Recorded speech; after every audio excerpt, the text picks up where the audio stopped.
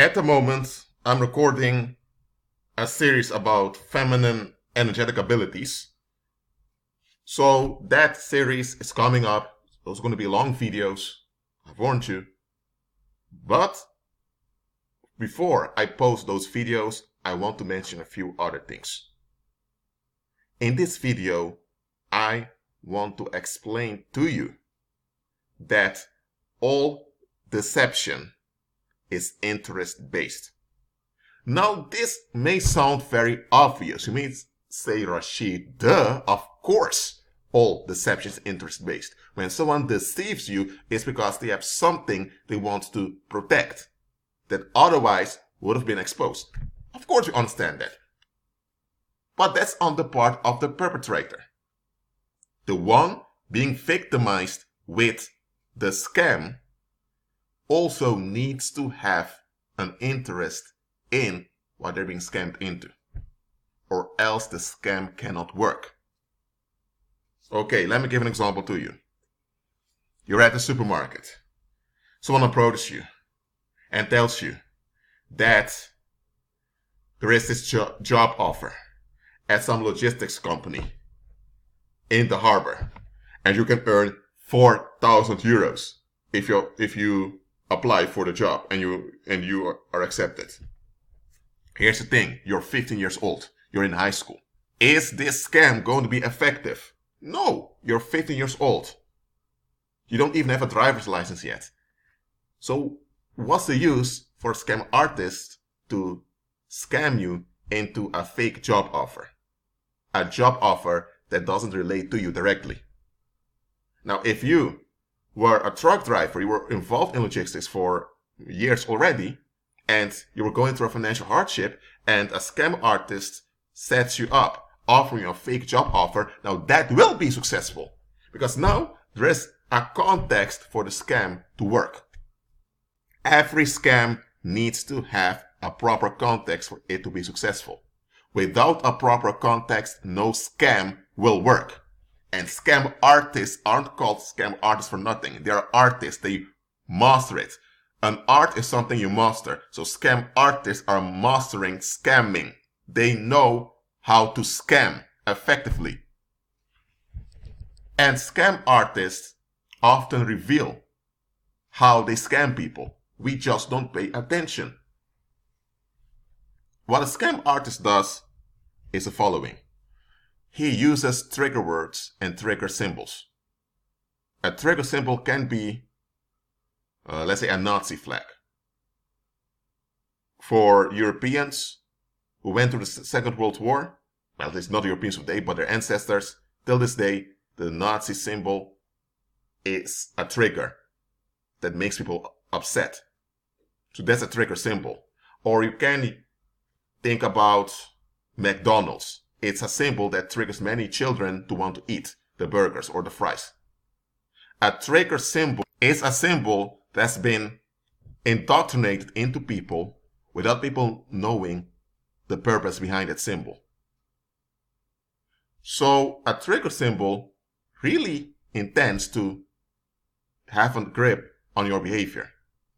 Now, the symbol itself is just a symbol, but the people using the symbol are using it to have a grip on your behavior. Or better said, have a grip on your mind. Because a symbol builds an attachment in your mind when you're exposed to it over and over again. So it goes like this. Let's say you have a hammer and a sickle. You put an hammer and sickle together with the color red. Red is a color that triggers people's basic urges. So use this symbol and you put it in a negative daylight in news coverage over and over again. After a while, anytime people see a hammer and a sickle together, they're triggered. They expect bad stuff to happen. That is how they have been conditioned. The same with words. The words like shit, fuck, and all of that, bitch, and all of those words are just English words from a Germanic origin. During the 11th century, when the French took over Britain, because Britain was governed by the Vikings before that, when they took over Britain, they deemed all words of Germanic origin to be trash. So if you spoke a Germanic language, you were considered low life. If you spoke a more Latin standard language, you were considered high. So the swear words in English are just words with a Germanic origin, nothing else. But people have been traumatized into associating victimization with those words. So when someone says the F word or whatever other word, people feel triggered as if they're attacked. But they're not attacked. They've been traumatized into feeling victimized by those words. And those words are just sound constructs. Okay? For example, the sound she can mean for, or it can mean that. And in some cases, it also can mean city. In Korea, Japan, and also China. That's why now people tend to say yon in Japan instead of she, because of the association with that. But she is just a sound that you make. But because people are conditioned into feeling bad when hearing she, they tend to avoid she in Japan. They say yon. They say ichi-ni-san yon instead of ichi-ni-san she. That's 1 to 4 in Japanese. So the same way you've been conditioned to feel traumatized by certain words, which we call swear words, which is just a made-up thing. The same way you are triggered by symbols because you've been conditioned to be triggered by those symbols. All societies condition their members to be triggered by symbols. On one hand, this is practical when it comes to traffic signs. You see stop sign, you stop. So it has its practical use. But those that run this world, they go much further with it. They traumatize you with archetypes. An archetype is a collective image that people are conditioned into throughout generations. For example, when you say father to people from a Kenyan tribe, they may imagine a black man with many children who may own land. They have their imagination what a father is. If you say father in Korea, they have another image that pops up collectively. If you say father in some places in the world where there's a lot of fatherlessness in families, you may get many traumatized reactions. Or traumatizing reactions, you get what I'm saying. So an archetype is an image related to a word or to a concept that has been transferred generation to generation. And all of us have been conditioned into archetypes. And one archetype that's known is the bad boy, the nice guy, or the slut, or the good girl, or the saint. All of these labels are archetypes, collective symbols that people have been conditioned into, and we are familiarized with them. But those archetypes are just images. That's all they are. Now, those images can work out in social life, in which people begin to behave like those archetypes, but that's because they've been conditioned and formed in such a way. Those archetypes are only real because people agree that they are real.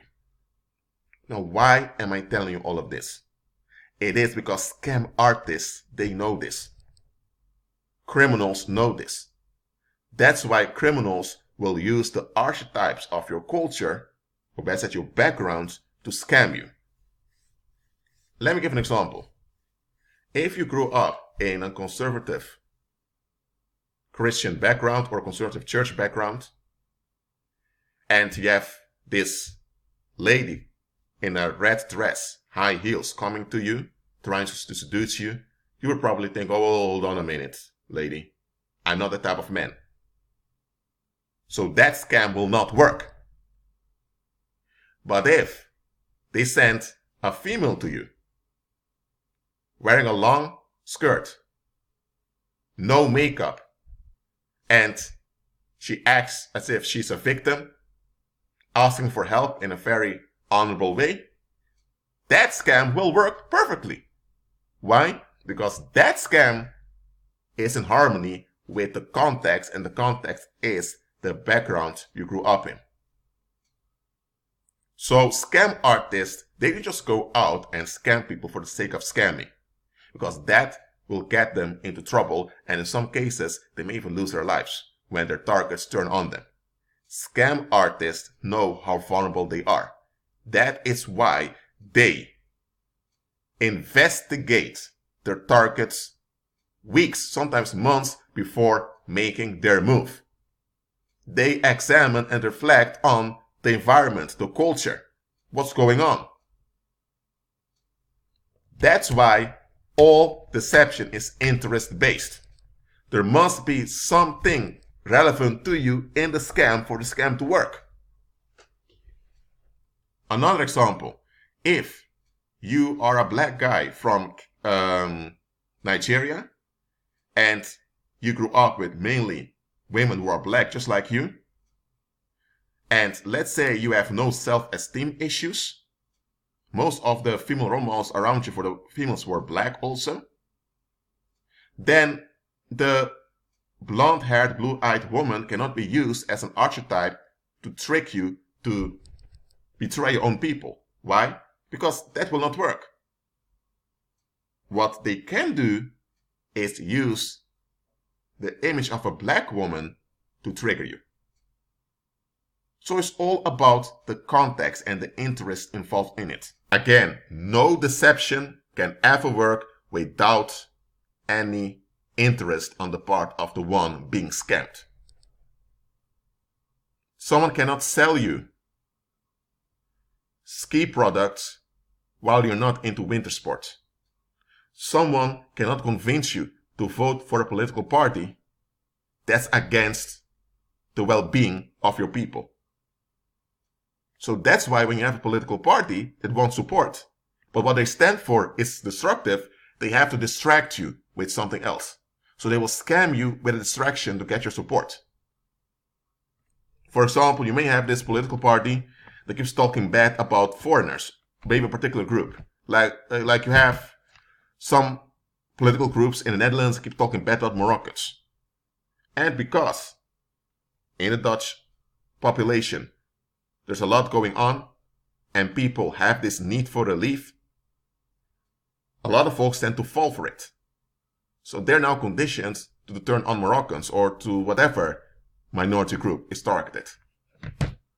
And the people that are scammed will even believe that Moroccans are the problem in the Netherlands, which is quite silly to think such a thing. But why do they fall for that scam? It is because they have issues in their society, that is Dutch society, that they don't want to face. So they have an interest in avoiding. Well, avoiding is not in their best interest, but they have an interest, so they have a longing to avoid things. And that political party that wants their support knows that they want to avoid stuff. So they offer them a type of avoidance. And they use facts in a distorted way to convince people that either Moroccans or some other ethnic group are the problem.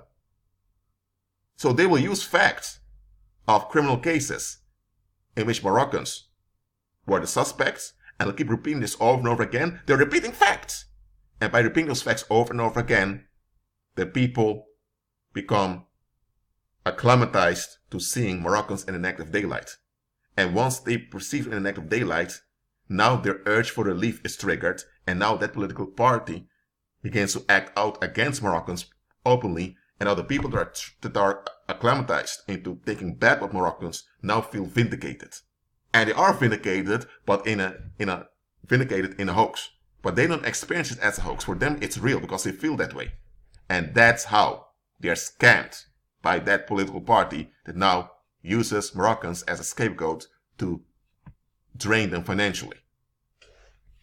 That's how it goes. There is no deception possible if the deception doesn't line up with the context of the one being scammed.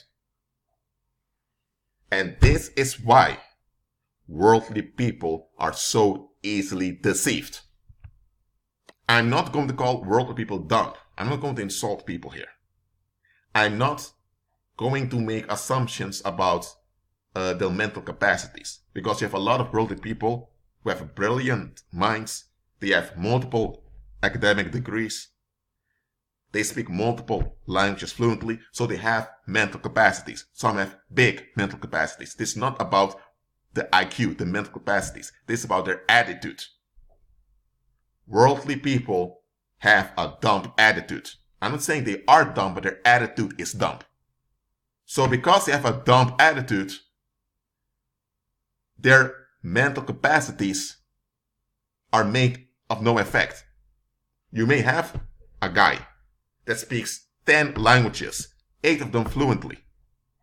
He may have 2 or 3 doctorate degrees. Mentally, man, this man is far better than Einstein. People know this about him. But he has a dumb attitude, and the attitude is he doesn't look at the bigger picture. He only looks at what's in front of him instead of looking beyond. And because of this, this man with that brilliant mind ends up supporting a genocidal regime, not even realizing he's supporting genocide. How is it possible, someone with such a brilliant mind to end up being used by a genocidal cult? It is possible because that man has a dumb attitude. And because of that dumb attitude, he doesn't notice obvious things that don't add up. But then, you may have a guy from the streets. He grew up in Harlem. He didn't even finish high school. His English, even though he is born in the United States, is broken English. And he is sagging his pants. So a lot of people look at him thinking, who's this wretched guy, man? People look down on him. But this guy that they call wretched, who's sagging his pants, I don't agree with sagging your pants because that will trigger sodomite attention to you, so I don't recommend it. But this guy who's sagging pants, who didn't even complete high school, whose English is broken, even though he's born in the United States, this guy looks at the bigger picture. So, obvious dangers that most of the educated population doesn't see, he knows it instantly. But because he doesn't conform to the societal expectations, people tend not to listen to him. They tend to shut him down while he's speaking. But if you would listen carefully to what he is saying, he is very smart because he has a smart attitude. It's no use having big mental capacities if you have a dumb mindset. And worldly people in general, they have a dumb mindset. That dumb mindset is that narcissistic attitude of theirs. It's all about them. I'm not saying all worldly people are narcissists, no, but they have a narcissistic attitude. They're self-focused. And because they're self-focused, they want to flee from things. They barely want to face things around them in a constructive way. They either tend to go to one extreme, becoming bitter and sour, embracing negativity, or they go into the opposite direction to deny things completely. Worldly people are seldom constructive because they don't look at the bigger picture. This narcissistic attitude of theirs is dumb. And because of this dumb attitude of theirs, scam artists, they trick them very easily. Don't you know that there are many people out there with money? They have a lot of money at their disposal. But because of their dumb attitude, a simple phishing mail can cause them to lose half of their fortune. Such things happen. And then you think, someone received an email, allegedly from some corporation or from the government or whatever, and they just obeyed what was written in that email without checking the email address. And after filling all their data and submitting it, there's malware on your computer, and before you know it, all the data from your computer is stolen by internet criminals who are somewhere in Nigeria or in Harlem or in Colombia, and his bank account is plundered, 3,000 euros gone, he's about to become homeless because he can't pay the rent, and for what? He didn't check the context. Now, this video is not about phishing mails, okay? But that's an example that shows you that a lot of worldly people, they have a dumb attitude. This narcissistic attitude, they perceive it as realistic, but it's really unrealistic. It's really defective, but they just can't see that it's defective. That's the curse of worldly people. They have a defective attitude that they can't see is defective. They are very hesitant to admit it's defective, because that's the way of thinking they are accustomed to, and that's all they've known. But just because it's all you've known doesn't mean that you have to justify it if it's destroying you. If you grew up with a parent who's narcissistic, who's violent, and who's dangerous, you have no other option but to grow up with that parent. But now that you're older, you need to realize, okay, I had no choice, but that doesn't mean that now that I do have a choice, I need to put up with this danger, right? Yet worldly people, they have this defective way of thinking. It's not their fault they have this thing, it's due to the fall of man, but they need to acknowledge it's defective to get help. But worldly people, they rather seek relief together at expense of victims than to face the fact that they need Christ. I'm telling you, that's why scam artists, who are often pagan criminals, they're quite shocked when unbelievers persecute believers. Because believers have the ability to see through things easily. Believers are the ones who have the backup from the Holy Spirit, so believers are able to accomplish far more than the world can altogether. One believer with the Holy Spirit is able to accomplish far more than billions of worldly people together. Why? Because they have the backup from the Holy Spirit. Yet, worldly people violate believers who walk by faith.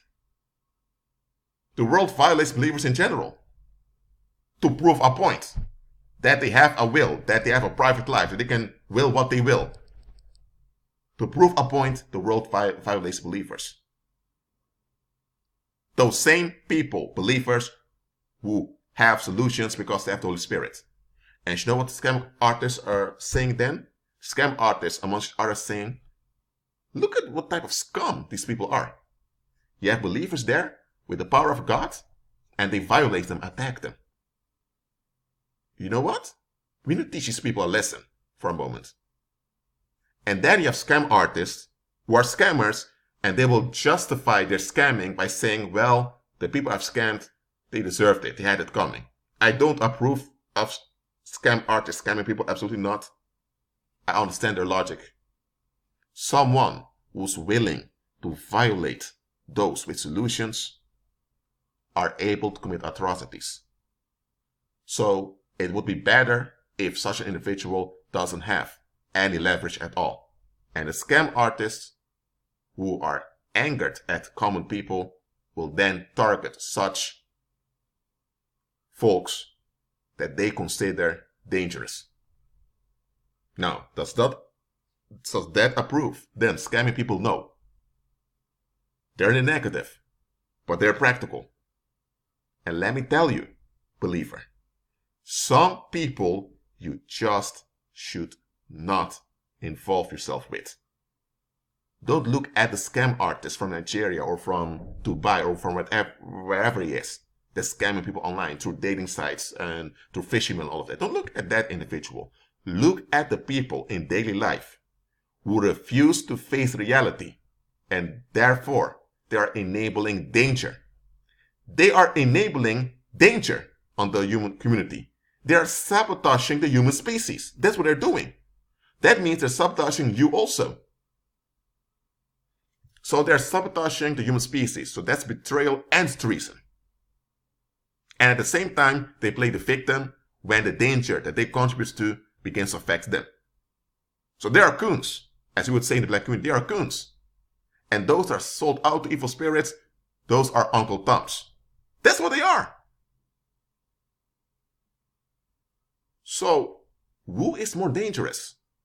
The one that enables danger and thereby, by doing that, sabotages the well-being and prosperity of the human species of which they are part of? Someone like that, or someone who is desperate to have each circumstances and decides to become a scam artist. Now, I don't agree people becoming scam artists. Absolutely not. I'm not sympathizing with them. I'm just showing you. Don't just look at the perpetrators the world tells you to look at. Because if folks in general would face their defective thinking, scam artists wouldn't even exist. A scam artist cannot scam anyone who genuinely self-reflects. Someone that's open to solutions and is willing to look at the bigger picture, scam artists can never scam such an individual. The only reason scam artists can scam people is because they have an interest that doesn't line up with Christ. Now, don't get me wrong.